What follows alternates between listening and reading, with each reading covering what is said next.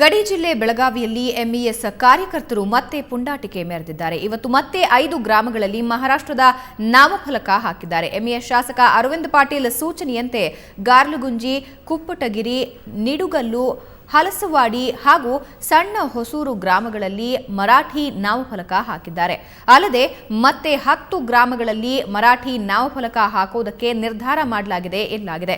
ಎಳ್ಳೂರಿನಲ್ಲಿ ಅಕ್ರಮವಾಗಿ ಮರುಸ್ಥಾಪಿಸಿದ್ದ ಮರಾಠಿ ನಾಮಫಲಕವನ್ನ ನಿನ್ನೆಯಷ್ಟೇ ಜಿಲ್ಲಾಡಳಿತ ಪೊಲೀಸ್ ಭದ್ರತೆಯಲ್ಲಿ ತೆರವುಗೊಳಿಸಿತ್ತು. ಇದರಿಂದ ಆಕ್ರೋಶಗೊಂಡಿರುವ ಎಂಇಎಸ್ ಕಾರ್ಯಕರ್ತರು ಮತ್ತೆ ಮರಾಠಿ ನಾಮಫಲಕವನ್ನ ಹಾಕುವ ಮೂಲಕ ಪುಂಡಾಟಿಕೆ ಮೆರೆದಿದ್ದಾರೆ. ಇವರ ಪುಂಡಾಟಿಕೆ ಜಿಲ್ಲಾಡಳಿತ ಸಂಪೂರ್ಣ ಕಡಿವಾಣ ಹಾಕಬೇಕಾಗಿದೆ. ಈ ಮೂಲಕ ಬೆಳಗಾವಿಯಲ್ಲಿ ಶಾಂತಿ ಸುವ್ಯವಸ್ಥೆ ಕಾಪಾಡಬೇಕಾಗಿದೆ.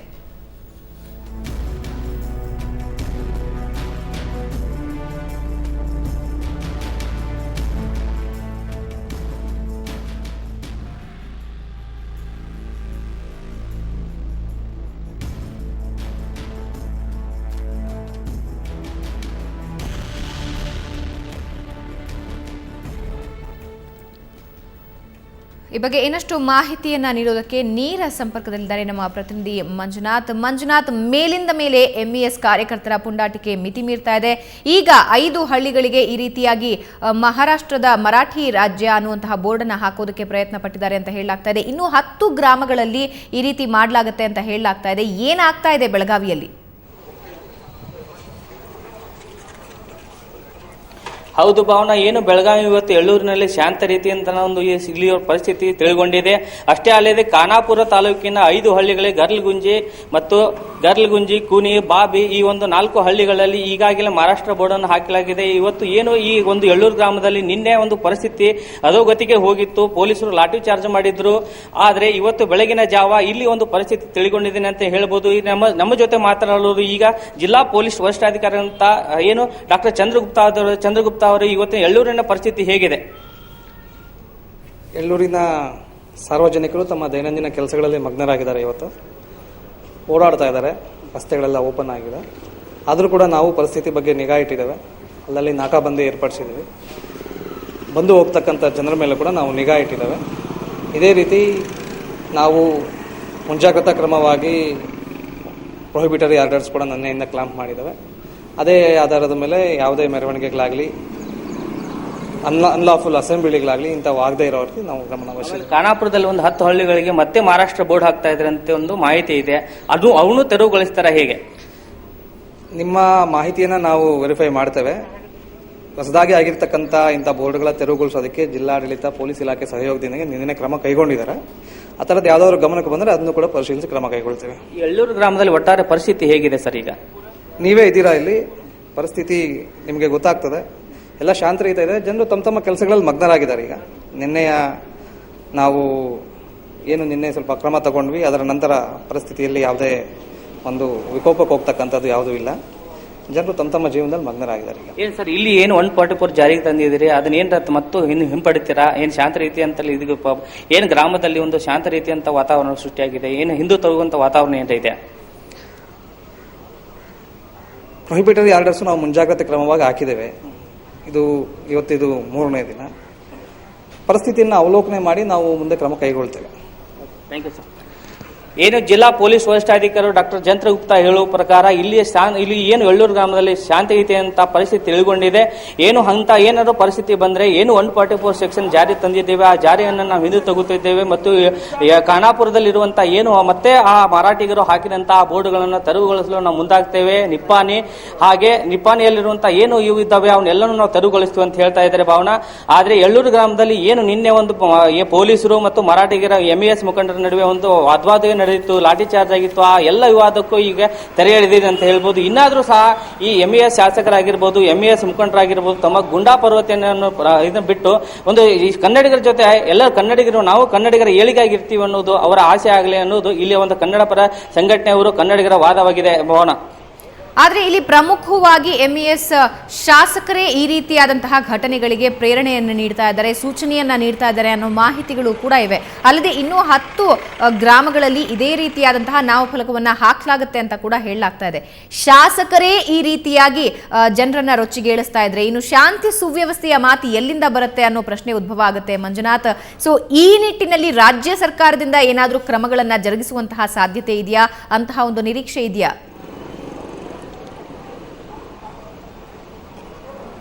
ಹೌದು ಭಾವನಾ, ಏನು ಎಂಇಎಸ್ಸಿನ ಶಾಸಕರಂತ ಅರವಿಂದ್ ಪಾಟೀಲ್ ಮತ್ತು ಸಂಭಾಜಿ ಪಾಟೀಲ್ ಏನು ಮಹಾರಾಷ್ಟ್ರ ರಾಜ್ಯದಲ್ಲಿರುವ ವಿಧಾನಸಭಾ ಎಲೆಕ್ಷನ್ ಇದೆ, ಎಲೆಕ್ಷನ್ದಲ್ಲಿ ಆ ಒಂದು ಮುಖಂಡರು ಮಹಾರಾಷ್ಟ್ರದಲ್ಲಿರುವಂತಹ ರಾಜಕಾರಣಿಗಳು ಇವರಿಗೆ ದುಡ್ಡು ಕೊಟ್ಟು ಈ ತರ ಗಲಾಟೆ ಮಾಡಿಸ್ತಾರೆ ಅನ್ನುವಂಥ ಮೇಲ್ನೋಟಕ್ಕೆ ಕಂಡು ಬರ್ತಾ ಇದೆ ಮತ್ತು ಆ ಒಂಥರ ಮೆಸೇಜ್ಗಳು ಬರ್ತಾ ಇದ್ದೇವೆ. ಆದ್ರೆ ಪ್ರತಿ ಸಾರಿ ಏನು ಮಹಾರಾಷ್ಟ್ರದ ಚುನಾವಣೆ ಬರುತ್ತೆ, ಚುನಾವಣೆ ಬಂದಾಗ ಮಾತ್ರ ಇಂಥ ಗಲಾಟೆ ಗದ್ದಲಗಳಾಗ್ತವೆ.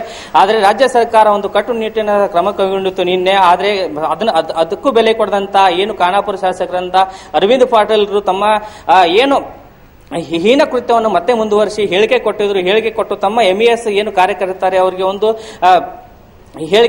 ಹೇಳಿಕೆ ಕೊಟ್ಟು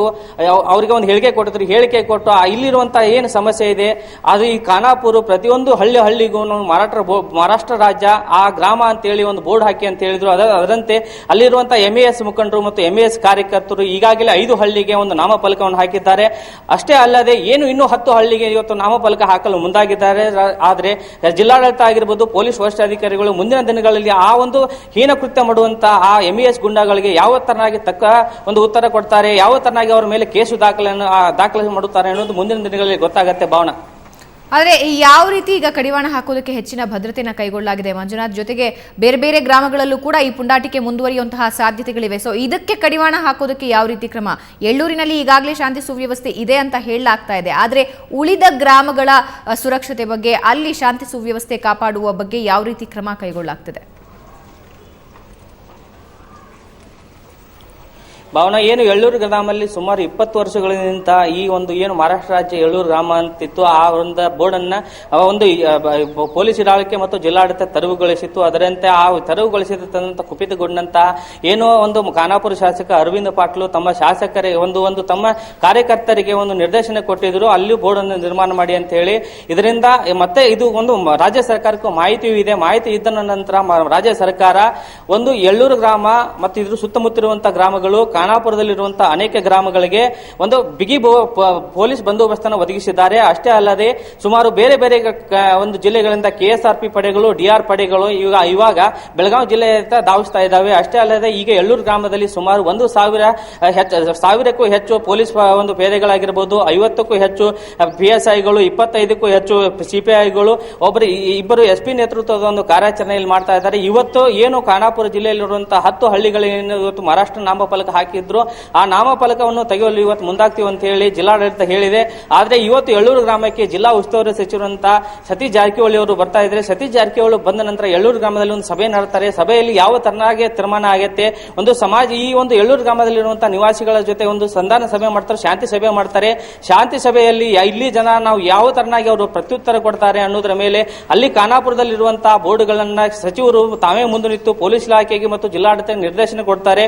ನಿರ್ದೇಶನ ಕೊಟ್ಟ ತದನಂತರ ಈ ಪೊಲೀಸರು ಮತ್ತು ಜಿಲ್ಲಾಡಳಿತ ಅಲ್ಲಿರುವಂತಹ ಬೋರ್ಡ್ಗಳನ್ನು ತೆಗೆಯಲು ಮುಂದಾಗ್ತಾರೆ ಅನ್ನುವಂತ ಒಂದು ಭಾವನೆ ಇಲ್ಲಿ ಜನರಿಗೆ ಮತ್ತು ಕನ್ನಡಿಗರಿಗೆ ಇದೆ ಭಾವನಾ.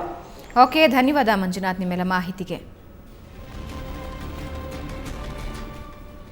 ಇನ್ನು ಬೆಳಗಾವಿಯಲ್ಲಿ ಮರಾಠಿಗರಿಗೆ ಕರ್ನಾಟಕ ಸರ್ಕಾರ ತಾರತಮ್ಯ ಮಾಡಲಾಗ್ತಾ ಇದೆಯಂತೆ. ಕನ್ನಡಿಗರ ಬೂಟಿನಡಿಯಲ್ಲಿ ಮರಾಠಿಗರನ್ನ ತುಳಿಯಲಾಗ್ತಾ ಇದೆಯಂತೆ. ಹೀಗಂತ ಶಿವಸೇನೆಯ ಮುಖವಾಣಿ ಸಾಮ್ನಾದಲ್ಲಿ ಕನ್ನಡಿಗರ ವಿರುದ್ಧ ಉದ್ಧವ್ ಠಾಕ್ರೆ ಕಿಡಿಕಾರಿದ್ದಾರೆ. ಒಂದು ವೇಳೆ ಮುಂಬೈನಲ್ಲಿ ಇದೇ ರೀತಿ ಕನ್ನಡಿಗರ ವಿರುದ್ಧ ಪ್ರತೀಕಾರ ತೀರಿಸಿಕೊಂಡ್ರೆ ಅನ್ನೋ ಬೆದರಿಕೆಯನ್ನ ಕೂಡ ಹಾಕಿದ್ದಾರೆ. ಇನ್ನು ಘಟನೆ ಕುರಿತು ಪ್ರತಿಕ್ರಿಯಿಸಿರುವ ಮಹಾರಾಷ್ಟ್ರ ಮುಖ್ಯಮಂತ್ರಿ ಪೃಥ್ವಿರಾಜ್ ಸಿಂಗ್ ಚೌಹಾಣ್ ಈ ಸಂಬಂಧ ಕರ್ನಾಟಕ ಸಿಎಂ ಸಿದ್ದರಾಮಯ್ಯ ಜೊತೆ ಮಾತನಾಡುವುದಾಗಿ ಹೇಳಿದ್ದಾರೆ.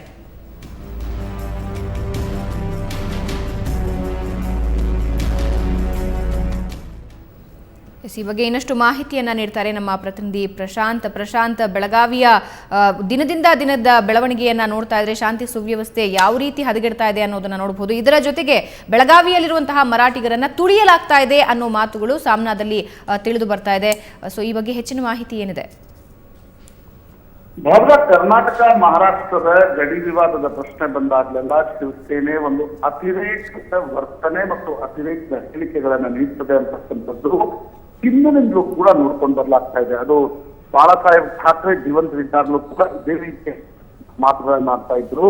ಈಗ ಚುನಾವಣೆ ಅಕ್ಟೋಬರ್ನಲ್ಲಿದೆ. ಹೀಗಾಗಿ ಉದ್ಧವ್ ಠಾಕ್ರೆ ಸಾಮ್ನಾದಲ್ಲಿ ಕೂಡ ಬೂಟಿ ನಡಿಯಲ್ಲಿ ಮರಾಠಿಗರನ್ನು ನಡೆಸಿಕೊಳ್ಳಾಗ್ತಿದೆ ಅಂತಕ್ಕಂಥ ವಿಚಿತ್ರ ಹೇಳಿಕೆಗಳನ್ನ ನೀಡ್ತಾ ಇದ್ದಾರೆ. ಯಾರು ಕೂಡ ಮರಾಠಿಗರನ್ನ ತುಳಿತಕ್ಕಂಥ ಪ್ರಯತ್ನ ಮಾಡುವುದಿಲ್ಲ ಅಂತಕ್ಕಂಥದ್ದು ಒಂದು ಕಡೆ ಆದ್ರೆ, ಇಡೀ ಎಳ್ಳೂರಿನ ಘಟನೆಗೆ ಕಾರಣ ರಾಜ್ಯ ಹೈಕೋರ್ಟ್ ನೀಡಿದ